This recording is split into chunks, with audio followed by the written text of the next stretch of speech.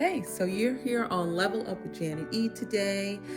Today, we're talking about an interesting, almost controversial topic, and I want to kind of bring it to y'all because it's something that's just been resonating in my spirit, and it's something called being shamed for being too joyful. I think it's a phenomenon that's been going on for a long time, and it's something I do want to talk about and kind of dig into today. And of course, I'm going to bring the biblical aspect of it as well. But I just want to dig into this, and I hope you join me as I do. All right, see you soon.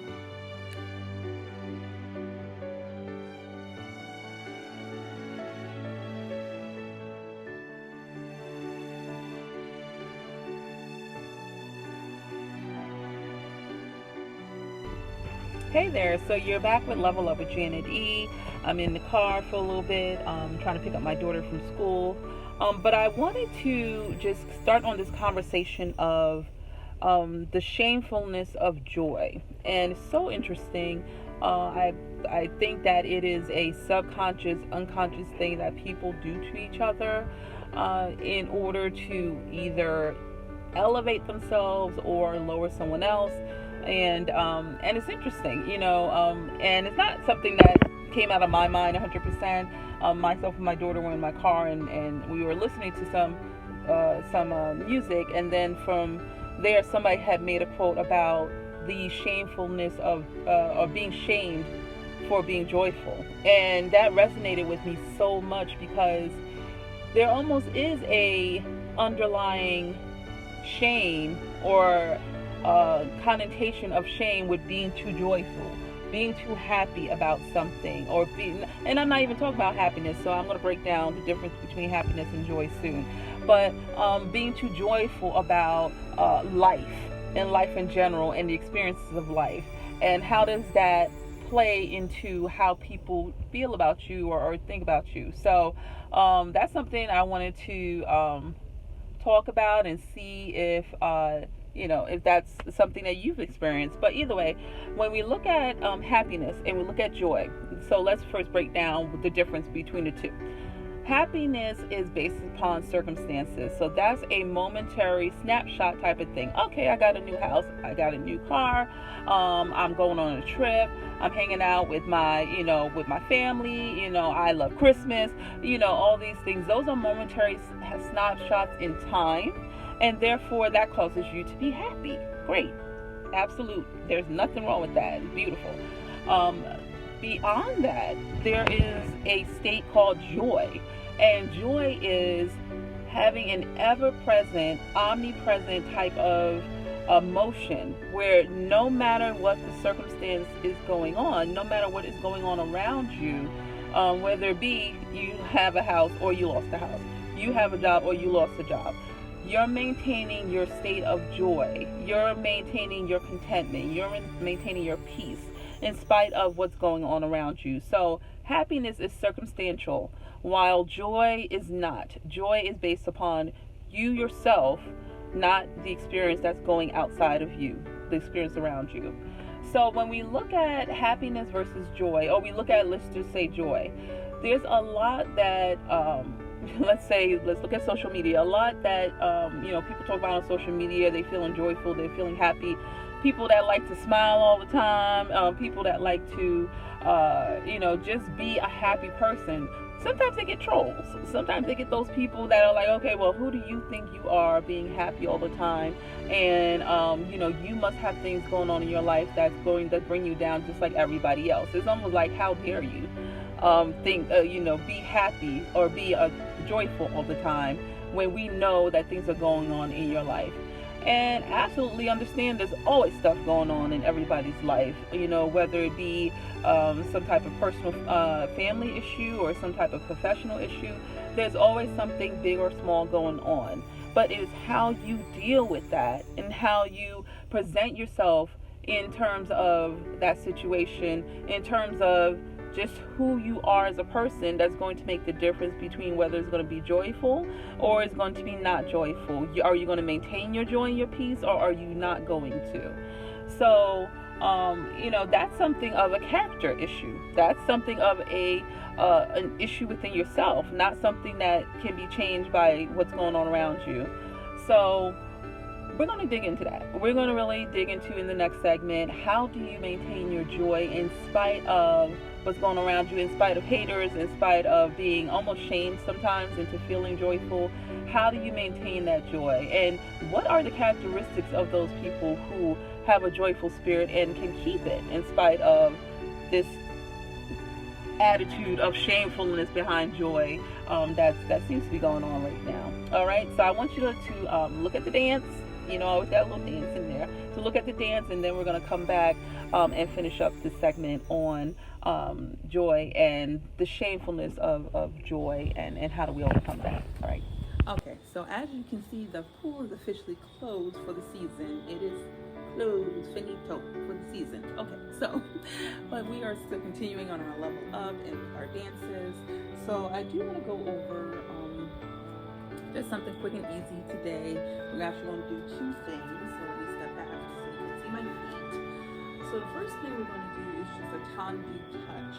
And tendu just means to bend or to lean forward. So we're not going to do the whole lean forward. We're just going to do a touch with the point of the foot. So let me just go back until you can see my feet. And we're going to start with the right. We're going to start in first position, which is this position. You have to remember first. This is second. This is fourth. And pull it back to fifth. Okay, so first position. And we're going to have the arms up. How we're going to place them. And we're going to do point, tap, tap. And to the side. Point, tap, tap. Back. I'm going to put it in the pool. Tap, tap. And side. Tap, tap. And we're always keeping that point each and every time. This is helping us in terms of keeping our balance, keeping our core tight, because we're not putting any weight on this cap tap. So we're not leaning into the cap because you would be leaning into your toe. That toe that's pointed on the ground, which is kind of painful. So you don't want to do that. So you just want to make sure you're here, and you don't want to be leaning or leaning back to compensate. You want to just be straight and then doing the cap tap. So we're going to do it to the left now. So here we go. We're going to do front, side, back, and then side again, double tap. First position, so arms open to second position, and then we go front, tap, tap, side, tap, tap, back, flipping around, tap, tap, and this should be almost right behind you, but still in line with your leg. And then side again, tap, tap. And the tap doesn't have to be too high. So even if you just, I'm just going to show you here, to the side, keep it real low, tap, tap, as long as you're doing the movement and keeping yourself balanced. Okay, so and the last thing I want to do is just a quick lunge. I always like a good lunge, nice and low, and this just keeps me in shape and keeps me, my core pulled in. And I do this probably about 3-4 times a day. So I'll get up from my desk where I'm working at home, and I'll just lunge. And I usually hold it about 40-50 seconds or so. You want to make sure both of your feet are parallel. If you see both my feet are not parallel, I always try to make it parallel. So we hold each side, once again, for 40 seconds at least. And we're trying to go down as far as we can. Back leg is straight, front leg is in a 90-degree position. And once again, we are using our arms for balance, but you don't have to, if you don't want to. But I just like to hold up the arms too, because that also gives you an arm workout as well. So hold it, 40 seconds, once again, legs and feet parallel. And once you're ready to get up, and you're good to go. That will build up your legs and your core more than you would know. So if you do it even starting at 20 seconds hold, it's good, then build up from there, 30 seconds, 40 seconds, whatever. I build up to 40, 50 seconds each leg. All right, see you next time. Hey, so welcome back to Level Up with Janet E. So in our second segment, we're gonna talk about some of the things and some of the characteristics of people who are joyful, and how do they maintain their joy in spite of almost a spirit right now of shamefulness with being joyful. So I have a couple of notes. I'm always taking notes. A couple of things to look at to just kind of press on and keep on in terms of maintaining your joy. So, I always reference the Bible for everything. And one of the things that's always expressed when you talk about joy is the joy of the Lord is our strength, or it talks about his joy. So when we're speaking about joy and the characteristics of joy and what true joy is, and true peace is not coming from just in ourselves. It's coming from the Lord. And as the Lord pours joy into us, then we can resonate that joy through us and to other people. So, given a personal story, back in the days when I was a teenager, I had bouts of depression. I had bouts of times when I felt, suicidal, or only once when I felt suicidal. And there was a joy that came over me and a peace that came over me that surpassed all understanding. And it was the joy of the Lord. And it was, actually a 2-day type of thing where I felt like there was so much joy and so much peace in my spirit. And anytime that comes on me again, in terms of if I'm going through something, or I am able to maintain my joy based upon that. So no matter what is going on, so know the joy of the Lord is your strength. Peace and joy comes from the Lord. And actually joy is one of the fruits of the Spirit. So when he talks about love, long suffering, he also talks about joy. So that's one of the things that we want to seek to have in our life in order to bring fruit, not only to ourselves, but to other people. Because once again, when we have joy in ourselves that comes from the Lord, that joy is going to resonate and pour out into other people. So it's going to flow out.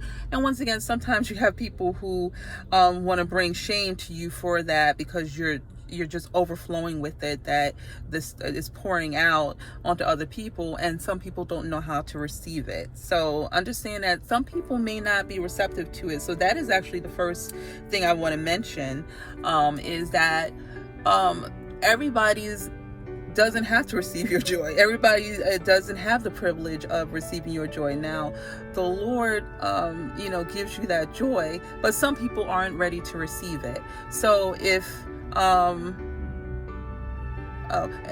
it's something where they're able to receive it, that's wonderful. If they're not able to receive it in that season, in that moment, they're going through something, then that's okay too.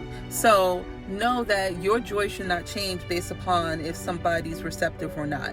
However, you want to make sure that you're still resonating that joy and putting it out, no matter what the comeback is. It's going, sometimes people go to the point of even trying to humiliate or insult people who are constantly joyful, because they don't have that same peace within them. So understand that, some people may not be able to receive it, but that shouldn't change your joyful spirit. But also know too that it's not going to be received by everybody. It just is what it is. So the second thing is, sometimes you gotta let yourself feel that, understand that everybody's not going to be receptive to it, and be fine with it. So sometimes you have to just be able to keep on keeping on in spite of what everybody else is thinking. And then just stay true to yourself. So you're staying true to who you are. If you are a joyful person, I am a joyful person. I like to smile. I like to sing everywhere I go. Sometimes even caught dancing, around. So that's me. And, when I was younger, it used to be like, well, what's going on with you? Why are you always so happy? I had to work through this. I had to gain this and earn this, and it came from the Lord. It's not something that I deserved, but it came from the Lord. And so I'm going to hold on to it. I'm going to hold on to it tightly, and nobody can tell me to let it go. So guess what? I'm going to stay true to myself and who that I am, and God's going to connect you to people who's going to be receptive to it and receive it. Once again, there's going to be some that may not be in that season to receive it, but still be the same true to yourself. And then always have a life of gratitude. So whether you're pouring out the gratitude to others through volunteer work and service in the church or elsewhere, or just gratitude in life of being thankful in who, is around you, your family, your friends, thankful for, getting out of bed in the morning, be able to breathe, and walk another day and talk another day. Those are things to be grateful for. So just an attitude of gratitude helps to also continue that joyfulness in your life. And then finally, and this is important too, I think this goes without saying, don't stomp on other people's joy. So if you are a joyful person, you want to make sure that, well, obviously you're resonating that to other people, but other joyful people too will be connected to you. And don't in any passive aggressive way or anything try to stomp on their joy. Continue the joy process, the joy domino, I call it, domino effect. You're joyful, pass that joyful on to somebody else, pay it forward, and then from there, as you get it, receive it from other people, connect with that person and experience that joyfulness with them as you experience joyfulness yourself. All right, so I hope this was helpful in terms of understanding some of the, things that have been going on right now. I've been seeing unconsciously and subconsciously in just the culture right now. But I want you to stay joyful and stay true to who you are, because ultimately that fruit is going to resonate so greatly and in fact influence so many people positively. So, just keep on being who you are. Your joyful, peaceful, happy self. All right. I love you, my Level Up Lovelies. Stay true, stay blessed. Until next time. Bye.